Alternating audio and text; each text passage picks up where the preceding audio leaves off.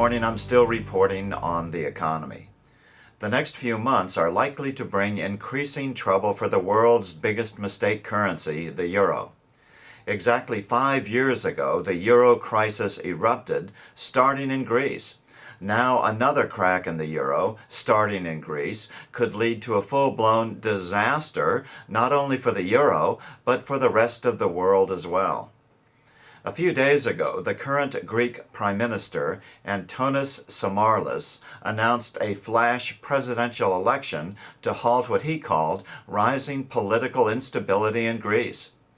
The initial vote will be in the Greek Parliament on December 17th, next Wednesday.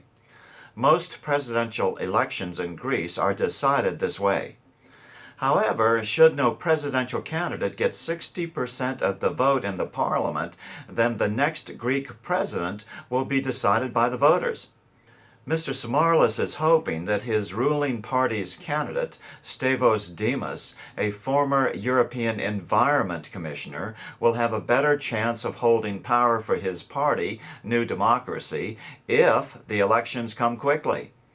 However, an anti-EU populist party called Syriza is rising quickly in the polls. Led by Alexis Tsipras, a Syriza versus New Democracy political battle typifies the inside-the-box thinking that has frozen most of Europe into a solutions political concentration camp paradigm that can never work for we the people. New Democracy favors increased austerity, drastic cuts to government spending. Syriza favors restoring the minimum wage in Greece, providing free electricity and food to destitute families, and reducing unemployment by adding to an already bloated bureaucracy. Of course, neither of these will work, but forcing Greece out of the euro will work. Why? Because nation-states have national interests that can never come close to coinciding with the interests of the EU in general. The most important of these interests is the ability of a nation-state to control the quantity of its money supply and create it completely for the public benefit. Right now, all of Greece's money is lent to them by issuing interest-bearing government bonds.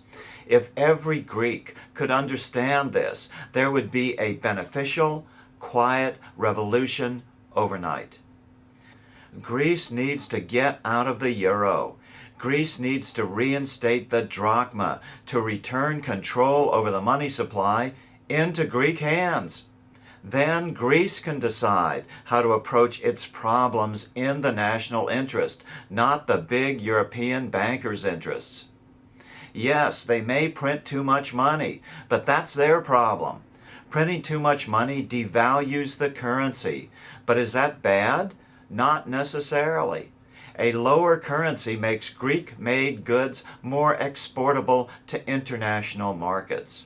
A weaker drachma will massively stimulate Greek manufacturing, and no national economy can thrive without a manufacturing sector that makes most of the stuff it consumes on a daily basis.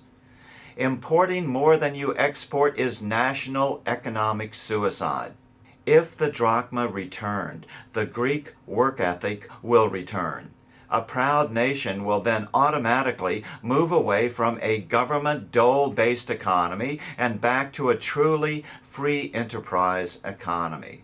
If Greeks print too much money, then yes, their economy will start growing so fast that inflation will set in. So then they can simply stop it. Then it's their choice. Then democracy can again flourish in the home of democracy, Greece. We welcome any sort of shakeup in the politics of Greece. It can't be worse than living under the foreign dictatorship of the European Union, unless it reopened the door to the Soviet Union. Oh, I forgot. They call it Russia now. I'm still reporting on the economy. Good day.